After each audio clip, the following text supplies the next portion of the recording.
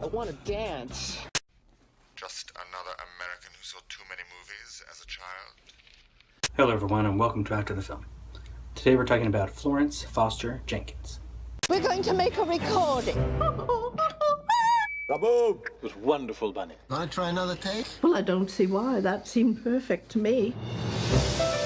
When I was 16 years old, my father told me that if I didn't give up music, he'd cut me off. Of course, he didn't understand. Music is my life. I didn't go into this movie expecting a lot. It seemed like obvious Oscar bait, but then coming out in August, which seemed like it got thrown away. But this movie is, I guess the best word would be pleasant. Like, it makes you feel good. These are characters doing nice things for each other. And like the worst thing that could happen is, I mean, it's about lying. So the worst thing that could happen is one of them will find out. Florence will find out. It's based on a true story, so this isn't even really a spoiler, but she wants to sing. She's not good at it, but because she is like this rich socialite in New York in 1944, she can get away with a lot. And people will come to her show and applaud and pretend that it's great. And her husband supports it. The movie comes down to a few great performances. Meryl Streep as Florence is good, and there's been Oscar talk about it.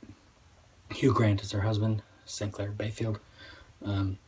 He takes care of her, clearly loves her, but also has this younger girlfriend because Florence is dying. And that's not a spoiler either. It's right at the beginning of the movie.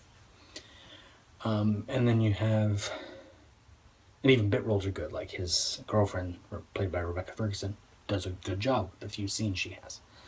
But a lot of it comes down to Simon Helberg as Cosme McMoon, that's Florence's pianist, who is clearly shocked by how horrible Florence is. In reality, he had probably already known of her and been to something of hers and knew what she was like.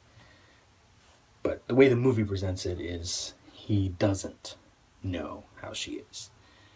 And he's shocked, but they're paying well, so he goes into it. And the movie doesn't make a very big point of explaining why he gets to know her, why he gets to like her. But the performance alone, you get this idea that he's gotten attached.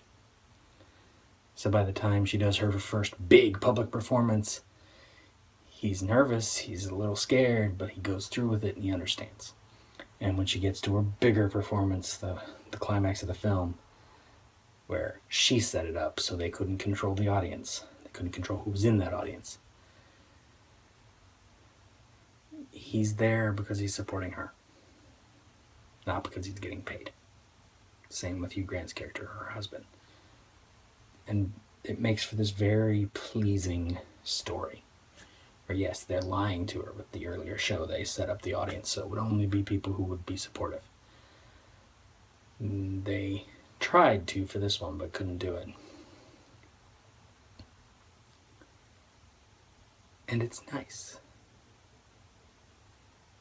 And it's not a very descriptive way of putting it, but that's what it is. Simply put, Florence Foster Jenkins as a film is nice. It's pleasant. If you watch it and you don't get bored, you will be entertained and you will be pleased. You'll feel good after. Is it a great film? No. But it's good. It's solid. And it's one of those films that isn't very cynical about things. It's different. Good, different. So if you've seen the trailer and you're interested, go find it. It's out there, mainstream theaters. You'll be entertained. You'll be pleased.